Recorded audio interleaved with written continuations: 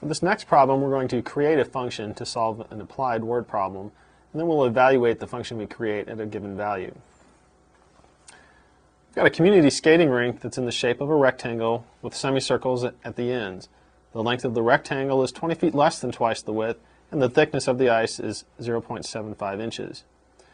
For this situation, we want to write the ice volume V as a function of the width x. And then for part B, we want to figure out how much ice is in the rink if the width is 90 feet. First thing we should do is define some variables.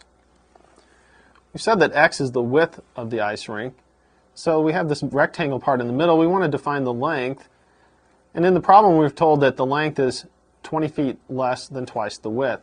Twice the width is 2x, less 20 is minus 20, so we'll have the length is 2x minus 20. That way we have expressed it in terms of the width x. The radius of the semicircle is half of the width. Since we said the width is x, the radius will be x over 2. To get the volume of the ice, we want to start by finding the surface area of the ice. If we consider these are the two semicircles, we could put them together to form a complete circle. So we really have a rectangle and a circle that we need the area for. So the total surface area is going to be the area of the rectangle, which we'll write as length times width, plus the area of the circle we get by combining the ends, which will be pi times the radius squared. Now we need to have all of this in terms of the width x, so we need to put in what we've set up here for our variables. The length is 2x minus 20, so we'll write 2x minus 20. The width we said was x, plus pi times, now the radius we said was x over 2, so we have x over 2 squared. We want to clean this up a little bit.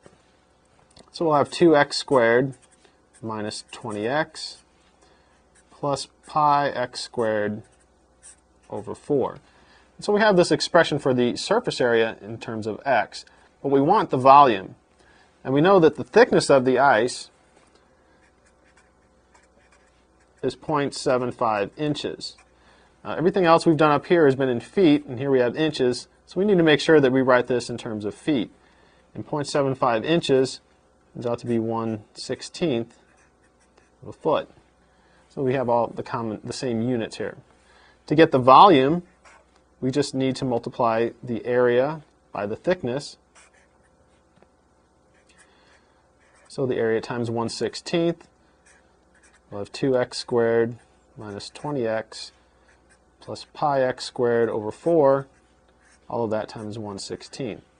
Now that we've written an expression for our volume, we want to write it in function notation, since the problem asks us to write a function. Here's our expression. In function notation, we're going to write v of x, so we see that the volume is a function of x. We multiply these two together, our volume will be x squared over 8 minus 5x over 4 plus pi x squared over 64. And so here we have the volume expressed as a function of x alone. In part B, we're asked to find the volume of the ice if the width is 90 feet. So we're actually given that x is equal to 90 feet. So we just need to evaluate v of 90. We let x equal 90 in our definition.